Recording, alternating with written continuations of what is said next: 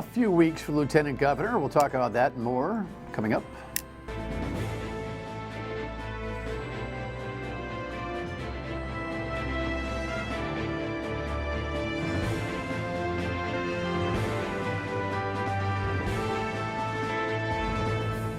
The Dan York State of Mind program is brought to you in part by Lookout Rhode Island and Takeo Comfort Solutions. Details. It's in the details. Sometimes you just got to pay attention to the details. I'm guessing Lieutenant Governor might have that theme tonight, and we'll talk about his recent whopping $250 ethics fine and discuss some of the issues of the day coming up as we roll on. Great to have you on this Thursday evening. Let's get to what's happening in Washington. It's so hard to say, boy, it's really heating up now, because it's always percolating, right? But now we got cover-up allegations, and the president, according to the Democrats, had a tantrum when he told them, hey, if you're going to investigate me, I'm not doing infrastructure or anything else. Here's the latest from the network. Get these phony investigations over with. The president viewed his walkout as a power play. Speaker Pelosi called it a temper tantrum. I pray for the President of the United States, and I pray for the United States of America. To watch what happened in the White House would make your jaw drop. Their standoff put a stake in what was one of their few areas of common ground. I told Senator Schumer, Speaker Pelosi, I want to do infrastructure. You can't do it under these circumstances. White House sources tell CBS News that President Trump, an avid cable news watcher, exploded after he saw Pelosi say this just before their meeting. We believe that the President of the United States is engaged in a cover-up. President Trump walked into the meeting with a dozen Democratic leaders and walked out again 3 minutes later. I don't do cover-ups. Slamming their investigations at a hastily called Rose Garden press conference. When I went to Wisconsin and Michigan and Pennsylvania, I don't say, oh, let's call Russia. Maybe they can. It's a hoax. Both Pelosi and Mr. Trump see benefits to their tough talk. Pelosi gets points with increasingly restless liberal members. I think he should be impeached. His campaign chairman is in prison. Don't tell me there's not enough to debate here. And Mr. Trump's aides say he feels punching back is a good re-election strategy. The I word. Can you imagine? I actually believe Nancy Pelosi, who today said that the Democrats are really being baited into this impeachment thing.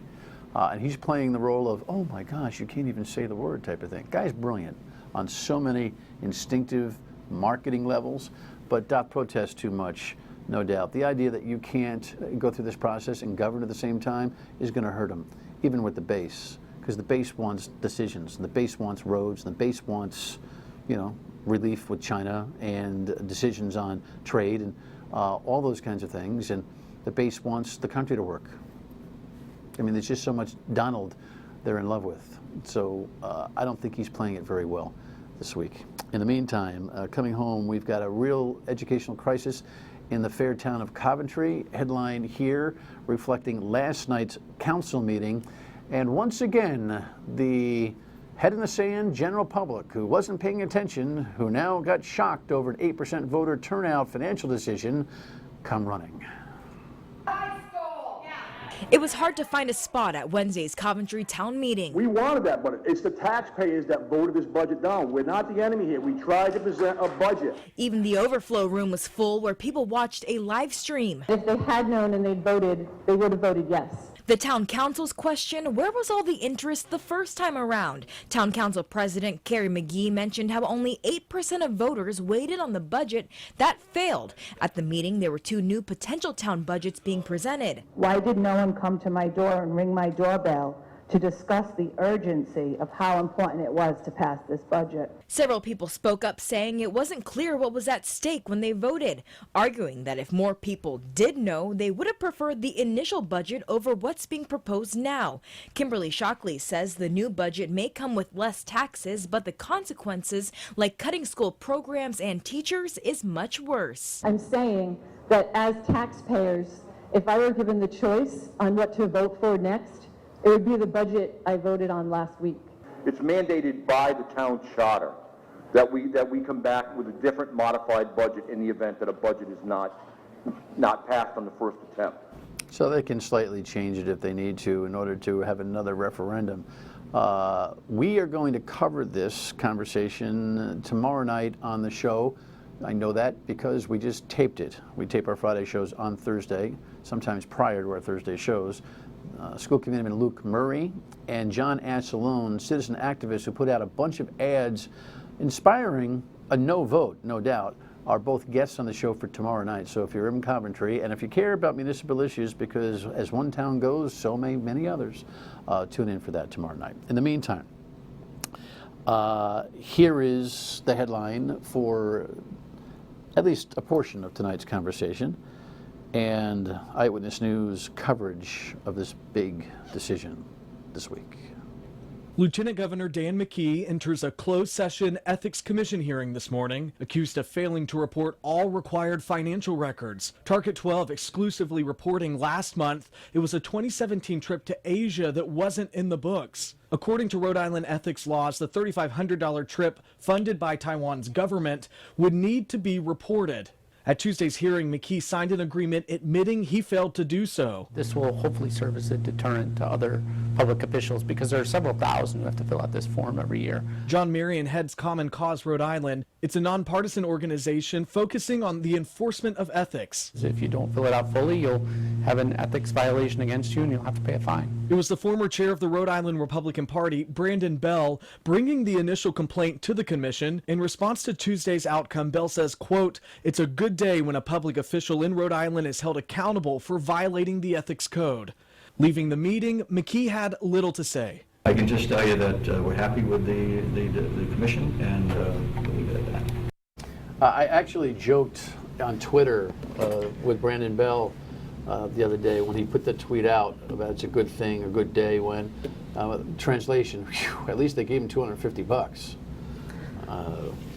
Welcome, Lieutenant Governor. Thanks, Dan. Full disclosure, as I've said many times, Dan and I are friends. He's my former mayor. We play a lot of golf together. We socialize, which is not necessarily a good thing for him right now, because I feel how many arguments do we have over policy sometimes and too many good government stuff? Although I always say that I think you're one of the most earnest public officials I've ever met.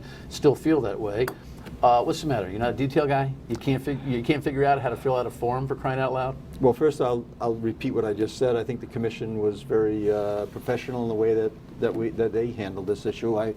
I take exception to our friend Brandon Bell for filing that I somehow hid something. The commission clearly understood after I demonstrated that we social media'd, we did print media, and we actually provided the trips in question information when an APRA request, or public request in the last campaign to our opposition. So everybody had the detail, but I should have known what I didn't know, and that's what I admitted. And I think it's a good lesson learned. But it also, my takeaway, though, one of the things that it really clarified, Dan, was that the ethics violation happens when you actually file an incomplete report.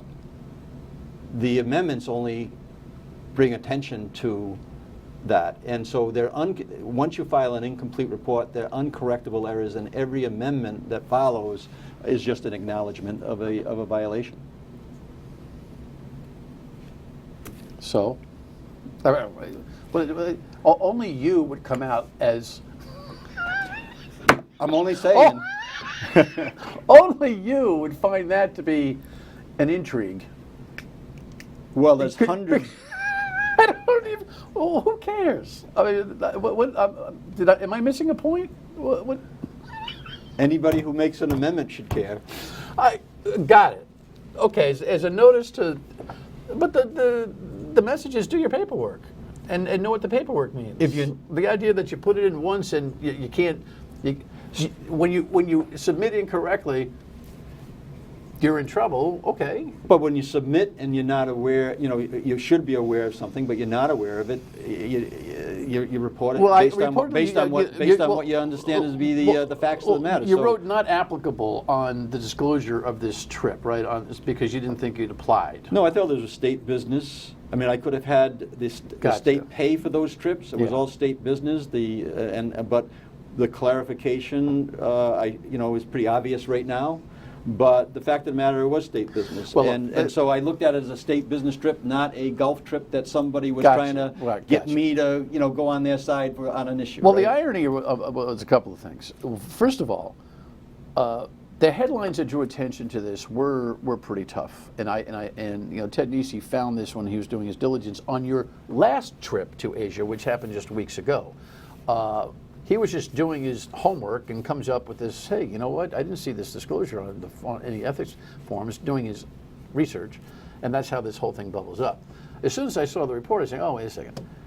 The funny part was, you could hardly get any attention for your first Asian trip. When was that trip? Like 2 years ago? Yeah, it was in the fall of 2017. You were trying to get as much attention for that trip as you could. So the idea that you were hiding it is what the Republican Party would like to have left stuck on you to stain you for your current and/or future political ambitions, I think.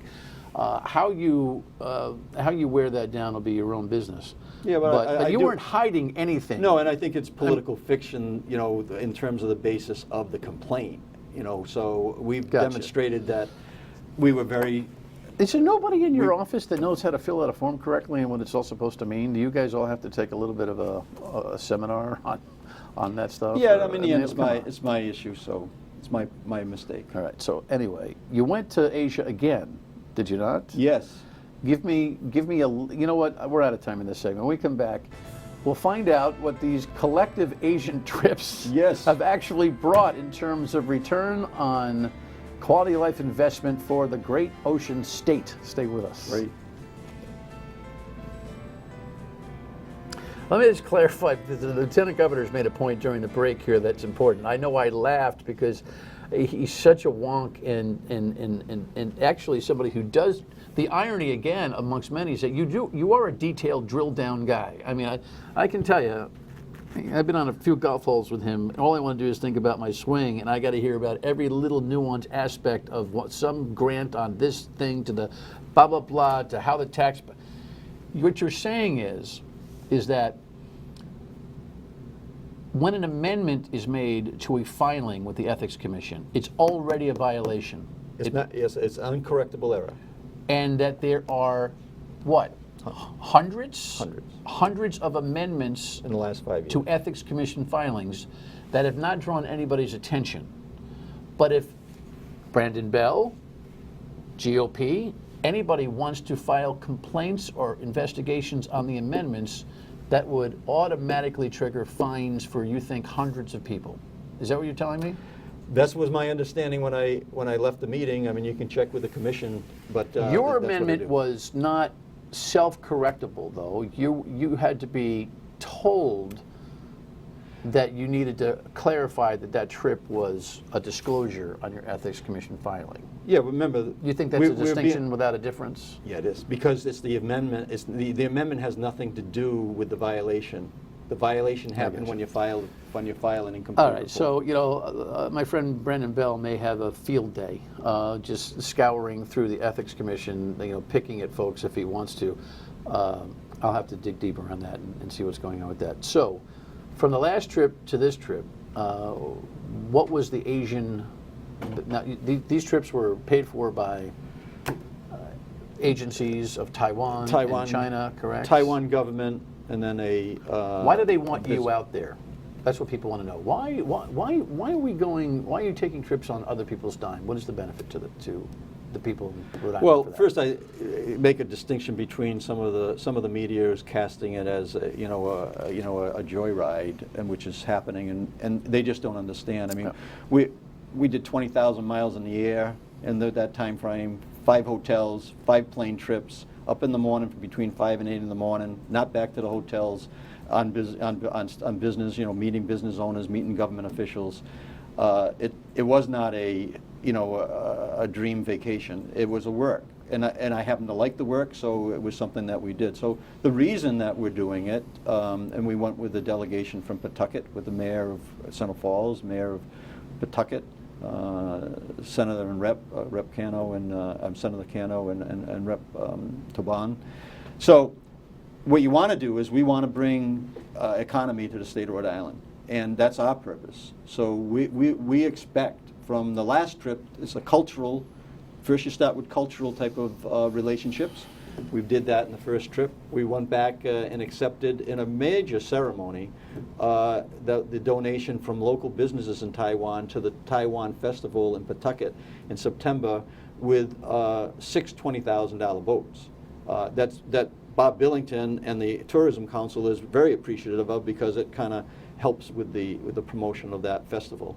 But we're also expecting, we met with business owners, business people, the economic development divisions in Taiwan alone. And we expect that we're going to have many visits from them with their business people, and we're going to show them, in this case, Blackstone Valley. Blackstone Valley is, has been ignored in the state over the last several years. You're concerned about the economics of the Blackstone Valley, that it's not growing, that South County is kicking its tail right now. It is a big problem when you have $2.4 billion leaving the state of Rhode Island in the last 15 years, and $2.9 billion is left northern Rhode Island. And a good portion of the dollars that are leaving northern Rhode Island going to southern Rhode Island. So we're in meetings right now with all the leadership in the northern Rhode Island communities, talking about helping find ways to increase per capita income. If a business entity or an entrepreneurship develops because of the Taiwan visit or the visit to Shanghai and the business owners there, we expect some very influential business owners to be in Rhode Island within the next 12 months. And we expect that that's going to turn into some economic opportunity and job opportunity for the people in the state of Rhode Island. All right, so that's that. When we come back, I want to get some take from the Lieutenant Governor on some contemporary issues, including that Evergreen deal. Stay with us. Like most things I do, people don't love it all, but I thought it was a fair compromise. That is the governor on the Evergreen contract controversy. Passed the General Assembly, got her signature. It's for continuing contracts for collective bargaining for teachers and municipal workers. Police and fire have their own arbitration system. You are a long-standing municipal leader. You have coalesced the mayors. The mayors got their kicked in this particular session with that and the overtime mandate for firefighters. You didn't say much. Why? Well, I wasn't asked this time, and I was asked last time to get involved with the fire issue, and that's why we coordinated those press conferences and really. You were put a very full on active press. 2 years ago. And still, but the municipal leaders still know that I support the fact, support them. Evergreen, the Evergreen contact is another, it imbalances the balance that was there. I mean, I negotiated many contracts, Dan. When I left office without Evergreen, this legislation, all 3 of my contracts were in place. I didn't have agreements on the table. So the system was working. I'm not aware of where contracts are not being signed under the current conditions. So I don't think that this Evergreen will make it more difficult potentially. And so that's why I didn't support it. Did you talk to the governor about it? The governor knows where I stand on this. So I mean, this has been a discussion. Why do you think this happened? Why do you think this happened? I know why I think it happened, but why do you think it happened? I think that the lobbying that goes on for the unions is real strong, and they're very effective. And I think that the counterbalance to the taxpayers is not there. The mayors were very strong and flexed some political muscle 2 years ago, suggesting they wouldn't support the governor for re-election. That no longer is a tool in their toolbox because she's not re-electable. She's on her final term. You think that had something to do with it too? Yeah, I think there's a disappointment in the mayors. I mean, I was very involved with We're talking about the governor's, talking to the governor governor's feeling and the support that came from the municipal leaders. I think that they felt as though that there would be support to push back against the Evergreen. Did the governor turn her back on the mayors? No, you just heard her say that she felt as though the legislation changed to a degree which she could support it. I disagree with that. Okay, but you're working with her on something else here. I got a headline here, our bottom headline: Jess McKee, Raimondo utility reform headline. Give me a blurb on that. So we get many wins that, like you say, we fight for the headlines. That was good to get the governor on board with this effort, which had to do with getting legislation in place that can hold the utilities and in this case the national grid accountable as they're accountable in other states like Massachusetts and New York. That if they are responsible for shut-offs, in terms of electric or gas, that they can be fined for that. In Massachusetts, they've delivered fines to the utilities under the legislation of several millions of dollars over the last few years. Rhode Island will have something like in Newport, or something that happened in 2017. We had thousands of people without electricity. Scathing report came out of the Division of Public Utilities that the National Grid was not responding properly. And yet no fines could be imposed. So the legislation that both the governor and I are supporting, and we presented last year, and she's supporting this year, is to put legislation in place like other states and hold the utilities accountable. And in fact, when they're accountable, should be held accountable for major shutoffs of gas. And right. Well, that's a big picture issue. When it comes to utility, though, we are still looking for structural reform, a la storm recovery, and all the things that happened. Most recently. Dan, we have support the gas leak from businesses, police, fire associations, 15, 17 municipalities. The only people who are pushing back against this particular legislation that we're presenting is the National Grid itself. So are we going to, the end of it is are we going to represent the ratepayers or the shareholders? And there's no question that I'm with the ratepayers. And in fact, so much so we won't get a headline out of it. Like a $250 fine gets a headline, but $8 million, we just signed the deal and it got approved by the PUC from the tax windfall that they received back in 2018. $8 million is going back to the ratepayers. Meaning the grid's tax windfall from the Trump tax change. That's correct. $8 million is being reimbursed into the ratepayers on the gas side and the electric side, and we won that battle, and that battle wouldn't have been won unless we intervened in the way that we did. So that's $8 million that I think is a big victory, and certainly a victory for our office, and substantiates why it's important to have someone like myself in this office. All right. Hey, what's this 12K scholarship thing? Give me 30 seconds on that real quick. So it's an entrepreneur challenge that we went out, got applications from our office, from the high school students on business models. Whittled it down. New England Tech hosted us.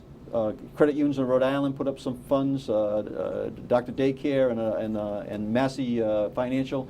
We distributed over the last 2 years, Dan, over $21,000 scholarship money to high school students in the state of Rhode Island. So we're pretty proud of that. All right. Make sure you do your paperwork. Like I said when I left, I definitely will. I'm going to ask a lot more questions. Final word and we come back. Stay with us. There'd be a political run for, say, governor or some kind of thing like that for Dan McKee. This will be a nuisance, not necessarily a noose, but I will tell you that, it's a lesson on details, sometimes hard learned. In the meantime, the Coventry school system, well, they got some problems, and we'll have representation on that tomorrow night. We'll talk to you on the radio at 3 on WPRO. Have a great Memorial Day weekend. Good night.